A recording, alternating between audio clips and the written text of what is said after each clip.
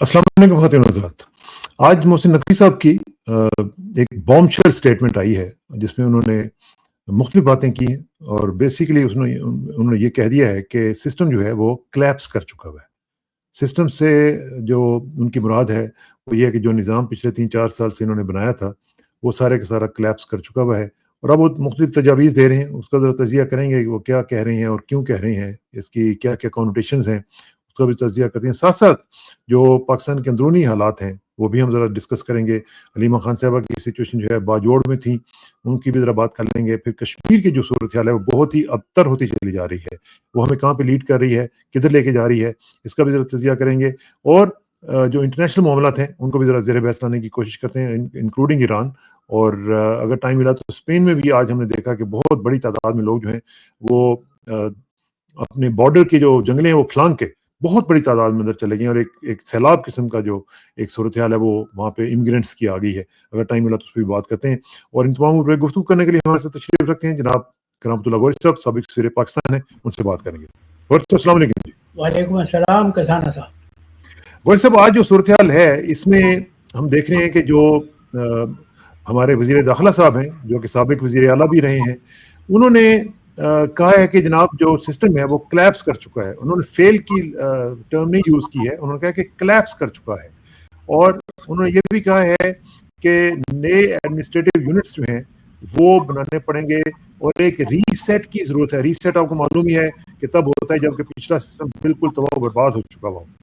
और फिर ये भी है कि टेक्नोक्रेट्स जो हैं वो पॉलिटिकल कवर और उसमें जो मिलिट्री बैकिंग है उसकी उन्होंने बात की है। फिर साथ-साथ उन्होंने मुझे लगता है कि एक मैसेज दिया है पीपल्स पार्टी और पीएमएलएन को भी, और उनका कहना यही है कि भई अगर आप शेप अप नहीं करेंगे तो आप शेप आउट हो जाएंगे। तो इस तरह की सूरत-ए-हाल चल रही है। इसमें ये जो उन्होंने बात की है ये तो एक सिस्टम का एक ऐसा आदमी बात कर रहा है जो कि पिवटल पोजीशन के ऊपर है और जो दोनों तरफ़ें जो हैं उनकी बहुत ही ज़्यादा उनकी बेहतर पोजीशन के ऊपर बैठा हुआ है। तो क्या ये एतराफ़ शिकस्त नहीं है कि हम पिछले 3-4 साल से इसके ऊपर बात नहीं कर सके और ना इसको हम इम्प्रूव कर सके हैं? मैं चाहूँगा कि मैं वो बात आपको सुनाऊँ जो आपको याद होगा कि एक दफ़ा जब ये सिस्टम शुरू हो रहा था तो उस वक्त जब रिजीम चेंज की सिलसिला हुआ था तो इमरान खान ने कहा था कि ये इनसे ये सिस्टम चलाया नहीं जाएगा, ये हुकूमत चलाने के लायक नहीं है। मैं आपको सुनाता हूँ कि उन्होंने क्या कहा था। Here comes prime minister Imran Khan और उन्होंने क्या कहा था, ये ज़रा सुनिएगा। मैं आखिर में कहता हूँ अभी भी वक्त है, बातचीत करें।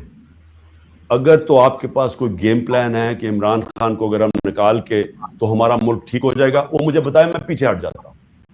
लेकिन अगर गेम प्लान सिर्फ ये है कि इमरान खान रास्ते से हट जाए क्योंकि यहाँ लोगों को अपनी जाती फायदे नजर आ रहे हैं, लोग अपने एनआरओ मिल जाएगा लोगों को, या लोगों को अपनी पोजीशंस की फिक्र पड़ी हुई है, अगर सिर्फ इसलिए इमरान खान को हटाना है तो इमरान खान तो रास्ते से नहीं हटेगा। इमरान खान बैठा है यहाँ, जो करना करो।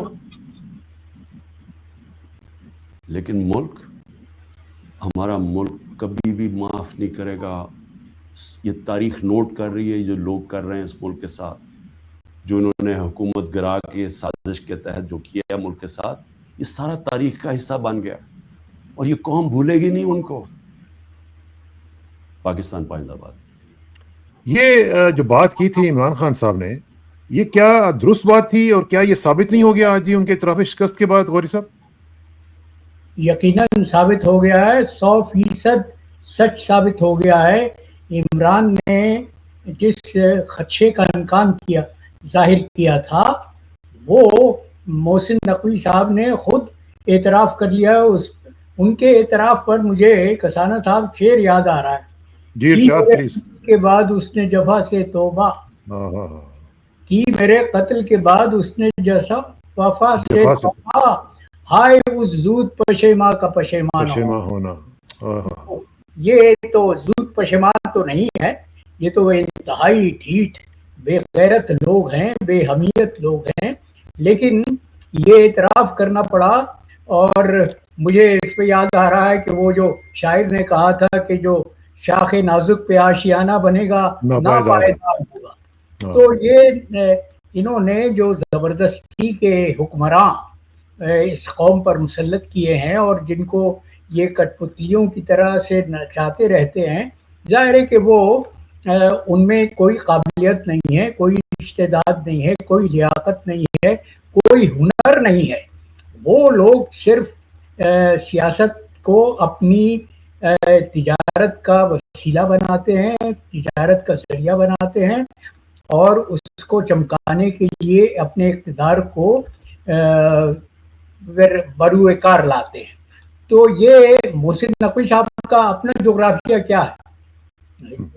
3-4 سال پہلے تک، جب تک یہ عمران خان کا تختہ الٹا نہیں گیا تھا، تو کون جانتا تھا کہ محسن نقوی نام کا ایک شخص ہے جو عمران خان کے بعد جو نظام حکومت پاکستان پر، پاکستان کی ریاست پر مسلط کیا جائے گا، اس میں کلیدی کردار ادا کرے گا. اس کا بیک گراؤنڈ تو یہ ہے کہ یہ CNN میں امریکہ میں کام کرتا تھا، اور اس کے متعلق عام خیال یہ ہے کہ یہ CIA کے لیے کام کرتا ہے پاکستان میں.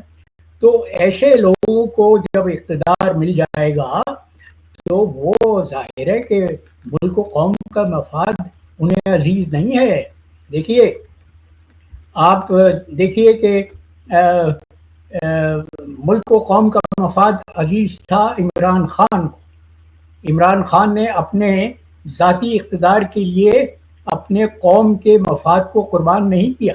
لیکن یہ تو وہ لوگ ہیں جن کا صرف اور صرف ذاتی مفاد انہیں عزیز ہے، اور قوم کا مفاد ان کے لیے کوئی حیثیت نہیں رکھتا، کوئی ثانوی حیثیت نہیں رکھتا. تو یہ اب یہ جو محسن نقوی صاحب نے اعتراف کیا ہے، اعتراف گناہ کیا ہے کہ انہوں نے عمران خان کا تختہ الٹ کے جو نظام ملک پر مسلط کیا ہے، وہ کہیں سے ملک و قوم کے مفاد میں نہیں ہے. اس میں جو انہوں نے غور صاحب جو بات کی ہے، انہوں نے ایک بڑی امپورٹنٹ بات کی ہے جو کہ پچھلے کئی سالوں سے ہم سنتے آتے ہیں. جب بھی کبھی کوئی سسٹم میں چینج آنی ہوتی ہے تو یہ کیا کہا جاتا ہے، جی ایڈمنسٹریٹو یونٹس جو ہیں وہ نئے بنائے جائیں، یہ سسٹم بنایا جائے، وہ سسٹم بنایا جائے. بات سسٹم کی ہے یا چلانے والوں کی ہے؟ میں آپ کو یہ مشاہد حسین صاحب کا ایک ٹویٹ ہے، یہ بھی تھوڑا سا سناتا ہوں. وہ کیا کہہ رہے ہیں؟ وہ کہہ رہے ہیں کہ what a convoluted silly solution to Pakistan's man-made governance crisis. وہ کہتے ہیں کہ destabilizing Pakistan from within by creating new provinces at a time when 3 out of our 6 provinces are already in turmoil. Creating new provinces is recipe for disaster. یہ انہوں نے capital letters میں لکھا ہے, as it will weaken the federation and bankrupt an already fragile economy. Fixing governance is no rocket science. For starters, any system is as good as the people running it. Ours is a corrupt Sifarshi culture system based on cronyism, not merit. If rules are serious about reform, they just need guts to do 2 things: merit-based inductions, appointments, promotions, and genuine devolution of decision-making and authority, and from the center provinces to elected local governance. آپ کا کیا خیال ہے اس والے سے کہ نئے units بنانے چاہیے یا سسٹم کو ان لوگوں کے ذریعے کروایا جائے جو کہ ڈیزرو کرتے ہیں، میرٹ بھی ہوں اور وہ آنےسٹ بھی ہوں؟ کسانہ صاحب، آپ کے گھر کی دیواریں گر رہی ہیں، آپ کی بنیادیں ہل چکی ہیں، اور آپ یہ سوچ رہے ہیں کہ اپنے گرتے ہوئے گھر میں مزید کمرے بنائے جائیں.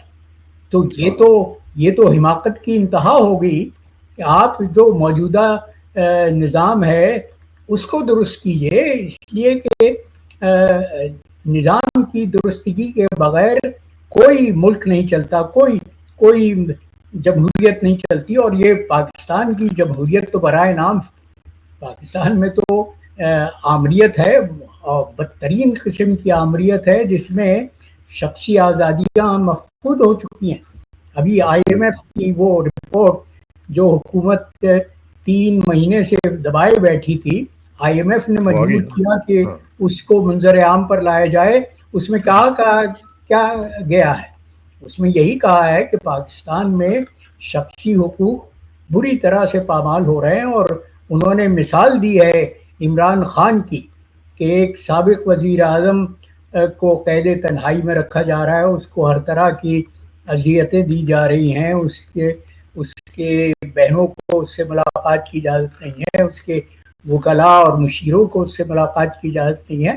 تو یہ تو عمران کی دشمنی میں ملک کو تباہ کر رہے ہیں, ملک کو برباد کر رہے ہیں.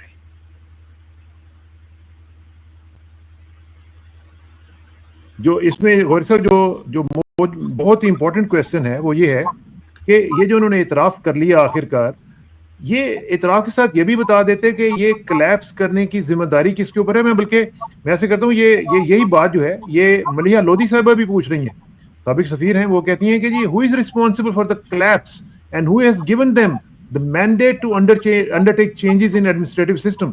یہ بھی تو ایک پوچھنے والی بات ہے نا کہ کون رسپانسبل ہے, کیوں یہ کلیپس ہو رہا ہے. انتہائی جائز سوال ہے کسانہ صاحب کہ پہلے تو اس کی نشاندہی کرنی چاہیے کہ یہ نظام کیوں زوال پذیر ہے, کیوں اپنے قدموں پر گر رہا ہے, کیوں تاریکی ہر طرف چھا رہی ہے. تو اس کے ذمہ دار وہی لوگ ہیں جنہوں نے بغض عمران میں ان لوگوں کو مسلط کیا, ان کٹ پتلیوں کو قوم و ملک پہ مسلط کیا جو نااہل ہیں, جن کی نااہلی برسوں سے پاکستانی قوم پر عیاں ہو چکی ہے. اور اب جو آزاد جموں و کشمیر میں ہو رہا, دیکھیے وہاں بلاول نے کل مظفر آباد میں ایک جلسے سے خطاب کیا ہے اور انہوں نے یہ کہا ہے کہ اگر دھاندلی ہوئی انتخابات میں تو وہ فیڈریشن کی تباہی کی طرف پہلا قدم ہوگا. تو وفاق یہ لوگ تو ملک و قوم کو قربان کیے جا رہے ہیں اپنے اقتدار کے لیے, اپنے مفاد کے لیے. اور اب جو بظاہر وفاق میں پیپلز پارٹی اور مسلم لیگ نون کی حکومت ہے, ان کے درمیان تعاون ہے, بڑا گٹھ جوڑ ہے, لیکن اب یہ لگتا ہے کہ جوتیوں میں دال پڑ رہی ہے. جی بالکل. نواز نے الزام لگایا ہے کہ پیپلز پارٹی کی حکومت ہے, لیکن پیپلز پارٹی کے رہنما یہ الزام لگا رہے ہیں کہ دھاندلی ہو رہی ہے انتخابات میں. جی ہاں. اور بلاول بھٹو نے یہ کہا ہے کہ وہ چونکہ نواز لیگ گلگت بلتستان میں ہار چکی ہے, لہٰذا وہ آزاد کشمیر کے انتخابات کو مینیپولیٹ کرنا چاہتی ہے, ان میں دھاندلی کرنا چاہتی ہے تاکہ وہ آزاد کشمیر میں جیت جائے. یہ آپ نے جوتیوں میں دال کی بات کی ہے بٹنے کی, تو یہ ذرا دیکھ لیجئے یہ جو علیم خان صاحب ہیں وہ کیا فرما رہے ہیں, یہ بھی سن لیجئے. اس علاقے میں جتنی بھی محرومیاں ہیں, یہ محرومیوں کو ذمہ دار جو بھی پارٹیاں ہیں, میرے کشمیری بہن بھائیوں نے آج یہ ثابت کرنا ہے کہ وہ دوبارہ دھوکے میں نہیں آئیں گے. یہ بار بار آتے ہیں, دھوکہ دیتے ہیں اور اس کے بعد یہ غائب ہو جاتے ہیں. 5 سال حکومت کے مزے لیتے ہیں اور اس کے بعد دوبارہ دھوکہ دینے آپ کے پاس آ جاتے ہیں. ان سے پوچھیں یہ آ کے آپ سے جو نعرے لگاتے ہیں, وہ نعروں کی تکمیل پچھلے 30 سال میں کیوں نہیں کی؟ انہوں نے وہ محرومیاں دور کیوں نہیں کی؟ وہاں پہ نوجوان کو روزگار کیوں نہیں ملا؟ وہاں پہ صحت کی بنیادی سہولتیں کیوں نہیں آئیں؟ اب یہ جو سوال اٹھا رہے ہیں, اب اس میں اس کا جواب کون دے گا غوری صاحب؟ بات تو یہ ہے نا کہ جو سوال ہے یہ حکومتی پارٹی ہے نا, یہ بھی حکومت میں ہے, یہ حکومتی پارٹی کے ترجمان ہے. تو یہ لوگ ہی دو موروثی خاندان اقتدار پہ قابض رہے ہیں اور وہ پاکستان کی اسٹیبلشمنٹ کے پسندیدہ ہیں. اور یہ ان کو جواب بھی دیکھیں نا, جواب بھی کون دے رہا ہے یہ ذرا دیکھ لیجئے. خواجہ آصف صاحب ان کو جواب دے رہے ہیں کہ if علیم خان صاحب has any sense of self-respect then tender your resignation along with the statement and announce that you will sit on the opposition benches against the government. یہ آپس میں اب لڑائی کر رہے ہیں یا یہ نورا کشتی ہو رہی ہے؟ نہیں, یہ لوگ وہ کھسیانی بلیاں ہیں جو کھمبے نوچ رہی ہیں. یہ اپنی نااہلی کا اعتراف تو کرنے سے رہے. دیکھیں نا, تو آسان ترین طریقہ یہ ہے کہ دوسروں کو الزام دو, دوسروں کو اپنی کوتاہیوں کا قصوروار قرار دو, اور اسی طرح سے یہ سمجھتے ہیں کہ یہ مستقل اس قوم کو بیوقوف بناتے رہیں گے, اور قوم بیوقوف بنتی رہتی ہے. آپ نے دیکھا کہ وہ ہمارا ازلی دشمن جو ہے بھارت, ہمارے پڑوس میں اس میں نوجوان طلباء نے کس طرح سے اپنے مطالبات کو منوا لیا، لیکن وہاں پولیس نے ہر حربہ استعمال کیا لیکن گولی نہیں چلائی. لیکن ہمارے فوج کا دستور تو یہ ہے کہ وہ بلا تعامل مظاہرین پر، احتجاج کرنے والوں پر گولیاں چلا دیتے ہیں. ویسے آج جو محسن نقوی صاحب ہیں، انہوں نے اپنی تقریر میں اس خدشے کا اظہار کیا تھا کہ اگر ایسا نہ آپ نے کیا تو کاکروچ ہمارے ہاں بھی آ جائیں گے. ہاں کاکروچ یہ خود ہیں، کاکروچ تو خود ہیں یہ کسانہ صاحب کے جو پاکستانی قوم کی جان نہیں چھوڑ رہے. کسی طرح سے ان سے نجات حاصل ہو. دیکھیے جب تک یہ موروثی خاندان پاکستان کی سیاست پر، پاکستان کی ریاست پر چودھری بن کے بیٹھے ہوئے ہیں، بلکہ میں کہوں گا کہ خزانے کے سانپ بن کے بیٹھے ہوئے ہیں، اس وقت تک پاکستان میں بہتری کی کوئی صورتحال پیدا نہیں ہوگی. اس لیے کہ یہ تو پاکستان کو برباد کر رہے ہیں، کھوکھلا کر رہے ہیں، لوٹ رہے ہیں، لیکن ان کے سرپرست ان سے مطمئن ہیں. اب وہ سرپرستوں کو یہ تشویش ہے کہ یہ تو نااہل ثابت ہو چکے، انہوں نے تو ریاست کی عمارت کو بالکل منہدم کرنے کے قریب پہنچا دیا ہے. اب وہ کس کے گلے میں پٹا ڈالیں. اچھا، کچھ لوگوں کا خیال ہے غوری صاحب کہ یہ جو آج انہوں نے تقریر فرمائی ہے یہ ظاہر ہے کہ ایک اسکرپٹ کا حصہ ہے، یہ ویسے نہیں آ کے انہوں نے کر دی، ان کو کہا گیا کہ یہ میسج دیا جائے. اب لوگوں کا یہ خیال ہے کہ شاید سسٹم جو ہے یہ کہہ کے کہ یہ کلیپس ہو چکا ہوا ہے. کچھ لوگ تو یہ بھی کہہ رہے ہیں، میں پڑھ رہا تھا اس کے اوپر ٹویٹر کے اوپر بھی، کہ یہ سسٹم کلیپس ہونے کا مطلب یہ بھی سمجھا جا سکتا ہے کچھ لوگوں کی نظر میں کہ اسٹیٹ خدا نخواستہ کلیپس کر رہی ہے، اور اس کو بچانے کے لیے اب یہ صدارتی نظام کی ضرورت پڑے گی. اور صدارتی نظام ظاہر ہے کہ فیلڈ مارشل صاحب بھی جو ہے وہ چلا سکتے ہیں. اور ان کی تعریف بھی انہوں نے کی کہ جناب آپ کو دیکھیں، ایک شخص لا کے اتنی بڑی اپرچونٹیز لے کے دے رہا ہے اور آپ اس قابل نہیں ہیں کہ اس کی اپرچونٹیز دی ہوئی جو ہیں ان کے اوپر آپ کام کر سکیں اور پاکستان کو ڈیلیور کر سکیں. تو کیا are we headed to the presidential system of governance? جی میں تو بہت عرصے سے کہتا آیا ہوں کسانہ صاحب کہ یہ سب کچھ پاکستان کے پارلیمانی نظام کو لپیٹ دینے کی تیاری ہے، اور اس کی جگہ وہی صدارتی نظام کی آمریت مسلط کی جائے گی، جس کے لیے عاصم منیر نے پوری تیاری کر رہی ہے. دیکھیے پاکستان میں صدارتی نظام کب تھا؟ ایوب خان کے دور میں. اور ایوب خان بھی اسی طرح سے خود ساختہ وزیر فیلڈ مارشل بن گئے تھے، جس طرح سے انہوں نے اپنے سر پر فیلڈ مارشل کا تاج سجایا. تو یہ تمام تر تیاریاں ہو رہی ہیں عاصم منیر کے صدر بننے کے لیے. اور یہ جو جوتیوں میں دال بٹ رہی ہے پیپلز پارٹی اور مسلم لیگ کے درمیان، اس کو جواز بنا کے اس حکومت کو فارغ کر دیا جائے گا. اور اس کی جگہ دیکھیں یہ مارشل لاء تو اب نافذ نہیں کریں گے، اس لیے کہ مارشل لاء جو بین الاقوامی برادری میں ایک طرح سے گالی بن چکا ہے، وہ ان کے لیے نازیبا ہوگا، ان کی شکست کا اعتراف ہوگا. لیکن اس کی جگہ یہ پارلیمانی نظام کی جگہ اپنا صدارتی نظام رائج کریں گے. اور پھر عاصم منیر کی تیاریاں تو اس طرح کی لگتی ہیں کہ وہ تا حیات پاکستان پر براجمان رہنا چاہتے ہیں. انہوں نے امیونٹی بھی لے لی بھی ہے نا، تو وہ تو ظاہر ہے استثنا لے لیا ہے انہوں نے کسی جواب دہی سے. تو وہ تیاریاں، پورا گراؤنڈ ورک تیار ہو چکا ہے. وہ تو خیر آپ کو پتہ ہی ہے، مین پرپوزز گاڈ ڈسپوزز. غوری صاحب ہم تو وہ ایک اسلامک ٹرم ہے، اس کو کہتے ہیں طول العمل، کہ لمبی لمبی خواہشیں ہم لوگ سوچتے رہتے ہیں، ان کے اوپر عمل کرتے رہتے ہیں لیکن ہو نہیں پاتی. اچھا ایک چیز مجھے بتائیے گا کہ جو علیمہ خان صاحبہ ہیں ان کو بہت ریزاؤنڈنگ قسم کا ویلکم مل رہا ہے. وہاں پہ باجوڑ میں تھیں آج، وہاں پہ میں دیکھ رہا تھا، اس سے پہلے یہ ہری پور وغیرہ میں تھیں، ہزارہ میں، وہاں پہ بھی بہت لوگ جو ہیں سڑکوں پہ نکل رہے ہیں. کیا یہ موومنٹ کا جو مومنٹم ہے وہ بن رہا ہے؟ آپ سمجھتے ہیں کہ آئندہ چند دن تک 5 تاریخ ہے ان کی، جو 3 سال کی جو ایک ان کی اینیورسری آ رہی ہے، اس وقت تک کچھ یہ ایک موومنٹ بنانے کے قابل ہو پائیں گے؟ اللہ کرے کہ موومنٹ بن جائے، کیونکہ پاکستان میں اگر کوئی صوبہ بیدار ہے تو وہ خیبر پختونخوا ہے۔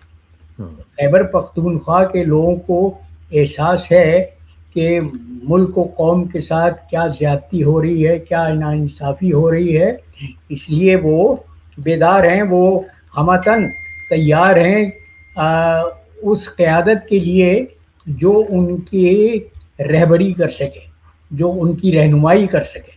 اور یہ بدقسمتی ہے کہ ان کا جو پسندیدہ لیڈر ہے، جو قوم کا مقبول ترین لیڈر ہے، وہ اسٹیبلشمنٹ کی قید میں ہے، اور اس کی رہائی کے لیے پہلے تو کوشش کرنی پڑے گی، اور وہ رہا نہیں ہوگا آسانی سے۔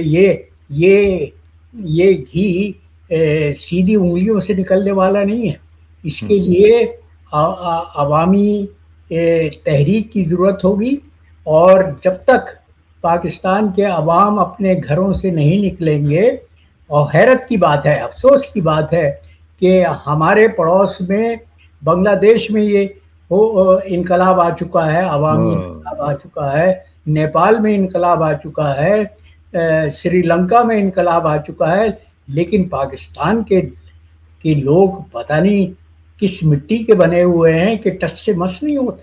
لیکن مسئلہ یہ ہے نا غوری صاحب، بیچارے وہ کیا کریں، جن کے سروں میں سیدھی گولیاں مارتے ہیں۔ ابھی دیکھیں نا راولہ کوٹ میں کیا ہو رہا ہے، اب دیکھیں نا، یہ یہاں پہ اپنے انڈیا کی بات کی، وہاں پہ انہوں نے سیدھی گولیاں نہیں چلائی ہیں لوگوں کے اوپر، وہ ٹھیک ہے ان کو مارا پیٹا سب کچھ کیا، لیکن سیدھی گولیاں تو نہیں ماری نا۔ اب یہاں پہ گولیاں نہیں چلائی، لیکن یہی تو میں کہہ رہا تھا کسانہ صاحب ابھی چند منٹ پہلے، کہ ہماری فوج کا دستور تو یہ ہے کہ وہ ہر مسئلے کو گولی چلا کے حل کرنا چاہتے ہیں۔ یہی تو روش تھی جس نے آدھا ملک گنوا دیا۔ بنگلہ دیش میں کیا ہوا تھا، مشرقی پاکستان میں کیا ہوا تھا، وہ اس وقت کے جو تالے آزما تھے یحییٰ خان، انہوں نے تو یہ نعرہ مستانہ لگایا تھا کہ وہ بنگالیوں کی نسل بدل دیں گے۔ پاکستان کا نقشہ بدل گیا، پاکستان کا حلیہ بدل گیا، لیکن بنگالیوں کی نسل کو کچھ نہیں ہوا۔ لیکن پاکستان کی تو حالت ابھی آپ دیکھنے نا، جو پاسپورٹ کی صورتحال ہے، ہمارا پاسپورٹ کہاں پہ چلا گیا غوری صاحب؟ اب دیکھیں نا، یہ پاکستان کی کوئی عزت افزائی تو نہیں ہو رہی نا، سسٹم تو کلیپس ہو چکا ہوا ہے۔ وہ تو صحیح کہہ رہے ہیں کہ سسٹم کلیپس ہے، ہمارا پاسپورٹ جو ہے وہ لوئسٹ لیول پہ چلا گیا ہے جی، نیچے سے چوتھے نمبر پر ہے۔ صرف 3 ممالک ایسے ہیں جن کے افغانستان وغیرہ پاکستان سے کم وقت رکھتے ہیں، افغانستان، عراق اور سیریا۔ باقی سب ملکوں کی سے بدتر حالت ہے پاکستان کی۔ اور یہ زوال، میں وہ چارٹ دیکھ رہا تھا کہ 2006 میں پاکستان 79 نمبر پر تھا، اس وقت سے اب تک 101 پوزیشن پہ گر چکا ہے پاکستان۔ تو پاکستانی قوم کی تو عزت کو، وقار کو ان تالے آزماؤں نے مٹی میں ملا دیا، خاک میں ملا دیا۔ ایبسلیوٹلی۔ اچھا جی، آخر میں ذرا تھوڑا سا ایران کی بھی بات کر لیتے ہیں۔ وہ بھی حملے جو ہیں وہ رک نہیں پا رہے ہیں، اور ہم دیکھ رہے ہیں کہ اس میں کوئی لیٹ اپ نہیں آ رہا ہے، اور ہم یہ بھی دیکھ رہے ہیں کہ جو نتنیاہو ہیں وہ پتہ نہیں کتنے دورے کر چکے ہیں 1 سال کے اندر، اور اتنے زیادہ وہ ان کے جو معاملات ہیں وہ چل رہے ہیں ٹرمپ کے ساتھ، اور 8واں دورہ تھا ان کا واشنگٹن کا۔ تو یہ جو صورتحال ہے یہ کدھر جا رہی ہے؟ IRGC کی جو پالیسی آپ کو نظر آ رہی ہے، اس پہ بھی کچھ لوگ جو ہیں وہ شکوک کا اظہار کر رہے ہیں، ہو کیا رہا ہے جی؟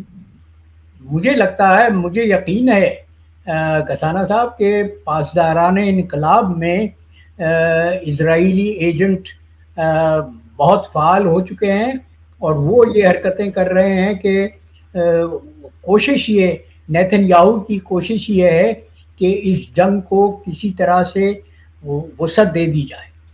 وہ اس کے لیے پاسداران انقلاب سے وہ خلیج کے عرب ممالک پر جن کے متعلق احتمال یہ ہے، بلکہ حقیقت یہ ہے کہ ان کی سرزمین پر امریکہ کے فوجی اڈے ہیں، تو ان کو جواز بنا کر ان کو مجبور کیا جا رہا۔ اور آپ نے دیکھا کہ کل عراق پر جو شمالی عراق پر جو حملے ہوئے ہیں وہ اس میں سعودی عرب کی شمولیت تھی. تو یہ کوشش کر رہے ہیں کہ جنگ کو وسیع پیمانے پر کر دیا جائے، اس لیے کہ نیتن یاہو اس جنگ کا خالق ہے.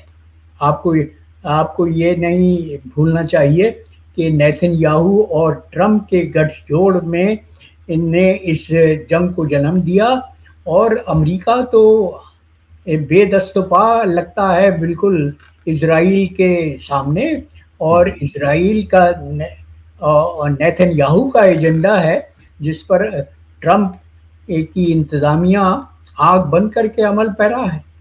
ایبسلیوٹلی، اور یہ بہت ہی خطرناک سچویشن ہو سکتی ہے. لیکن ایک چیز میں یہ دیکھ رہا ہوں کہ جو سعودی عرب ہے اس نے یہ کہا ہے کہ جی 14 ممالک جو ہیں وہ مل کے میری ٹائم الائنس سے کریٹ کرنے کی کوشش کر رہے ہیں تاکہ جو شپنگ روٹس ہیں ان کو روکا جا سکے، ان کو پروٹیکٹ کیا جا سکے اگر کانفلکٹ جو ہے وہ وائڈن ہوتی ہے. اس کا آپ اشارہ کر رہے ہیں اگر اس طرح کی صورتحال ہوتی ہے. اور نیتن یاہو نے بھی یہ کہا ہے کہ اگلی دفعہ جو بھی ہوگا تو اس میں اسٹریٹ آف ہرموز کی امپورٹنس ہم ختم کر چکے ہوں گے، ہمارے پاس متبادل ہوگا اس کا. ہاں نہیں، جو اور یورپی ممالک، آپ 14 ممالک کی بات کر رہے، یہ تو اس خطے کے ہیں جن میں پاکستان میں شامل ہے، مصر شامل ہے، سوڈان شامل ہے، لیکن اس کے علاوہ یورپی ممالک کی بڑی تعداد اس اتحاد میں شامل ہونے کا اندیا دے چکی ہے. اس لیے کہ باب المندب وہ راستہ ہے، وہ ایک طرح سے آپ کہہ سکتے ہیں کہ شہ رگ ہے جس سے سوئس تک رسائی حاصل کی جاتی ہے، اور اس کے آگے یورپ اور شمالی امریکہ تک رسائی حاصل ہوتی ہے. بے شک بے شک، اللہ کرے کہ یہ معاملات اچھے طریقے سے حل ہو سکیں. غوری صاحب کا بہت بہت شکریہ، انشاءاللہ آپ سے جلدی ملاقات ہوگی. Thank you very much and see you soon جی. السلام علیکم. وعلیکم السلام.